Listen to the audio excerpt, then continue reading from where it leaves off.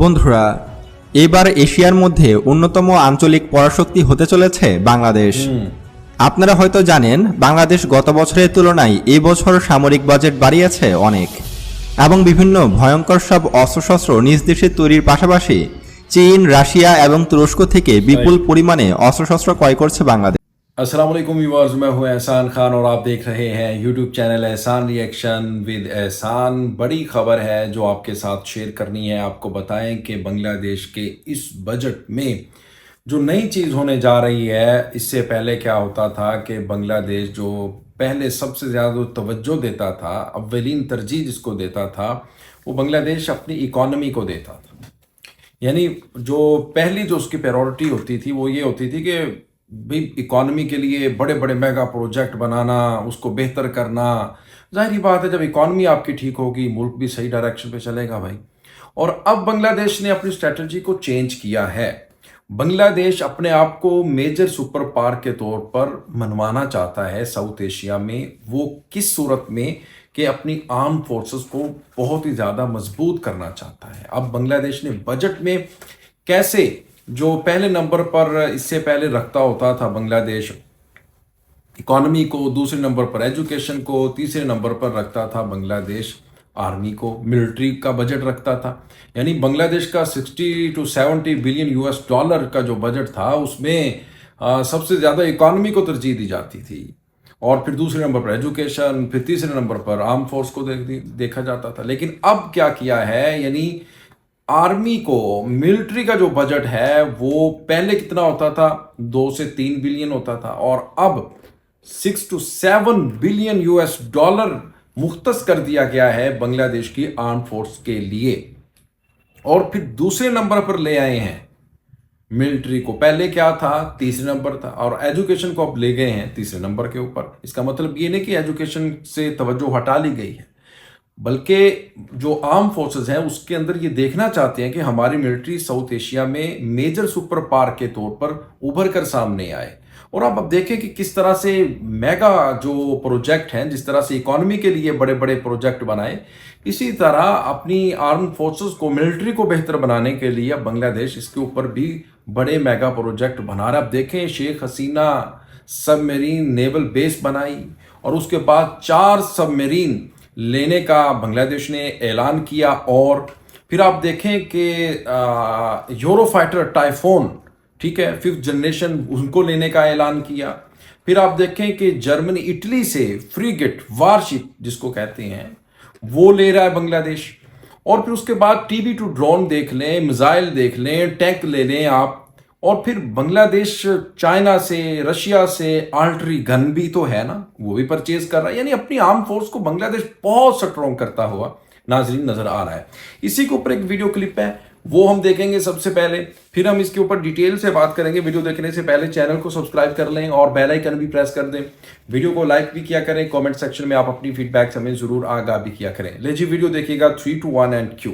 বন্ধুরা, এবার এশিয়ার মধ্যে অন্যতম আঞ্চলিক পরাশক্তি হতে চলেছে বাংলাদেশ।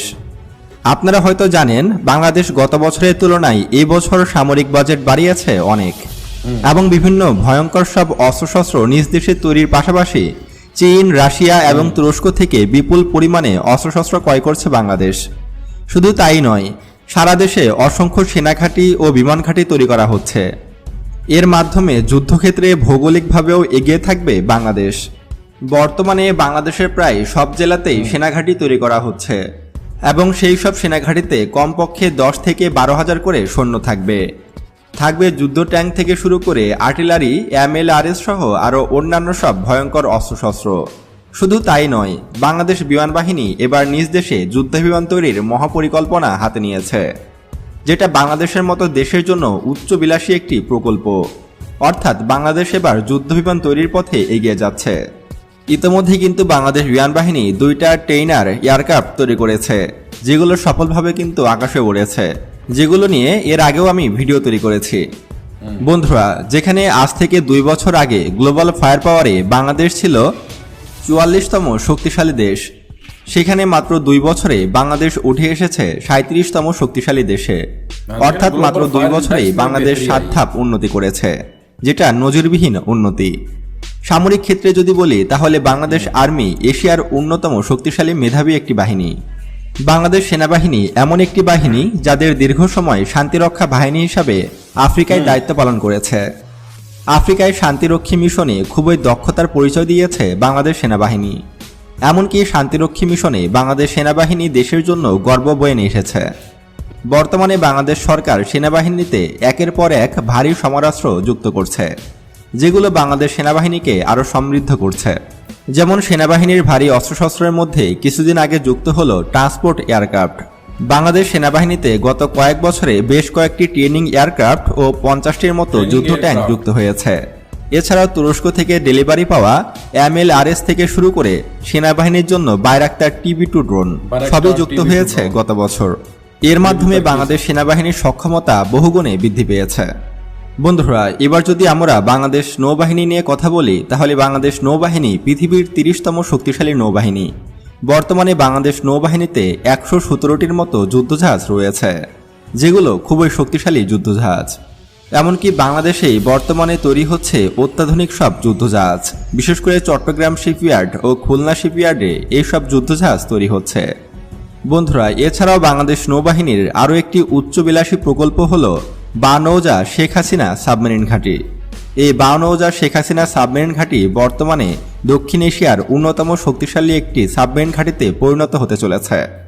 এই সাবমেরিন ঘাঁটিতে মোট 6টি সাবমেরিন রাখা যাবে। সাবমেরিনের পাশাপাশি এটা নেভাল বেজ হিসাবে কাজ করবে।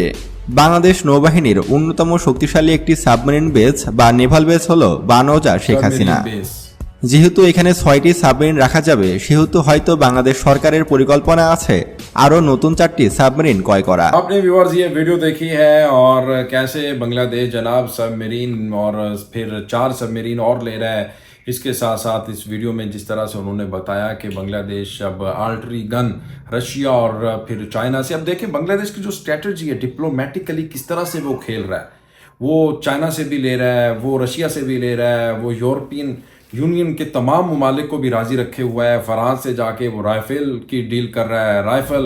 और फिर आप देखें कि कैसे वो इटली को भी खुश किए हुए हैं। और फिर दुनिया के तमाम, देखें अमेरिका से ये नहीं है कि सुपर पावर को आप नाराज़ करके दुनिया के साथ आप डील करते फिरें और वो आपको पूछे ना, नहीं, ऐसा भी नहीं होने दिया। और वो बल्कि बहुत ही अच्छी तरह खेल रहा है। और जिस तरह से वो खेल रहा है, ये इसमें कहना, मैं कहता हूँ कि कबल अज़ वक्त नहीं होगा कि आने वाले दिनों में वाकई जो बांग्लादेश है वो major super power South Asia में बनकर उभरेगा। और उसकी जो आर्मी है वो बहुत ही ताकतवर आर्मी के तौर पर, जिस तरह से आज आपकी इकॉनमी की उनकी तारीफ़ें कर रहे हैं बांग्लादेश की, फिर आप उनकी आर्मी की तारीफ़ें करने पर भी मजबूर होंगे। तो व्यूअर्स बताइएगा आप भी इस वीडियो के बारे में। मुझे दें इजाज़त, मिलेंगे इंशाल्लाह नेक्स्ट वीडियो में। तब तक के लिए अल्लाह हाफिज़।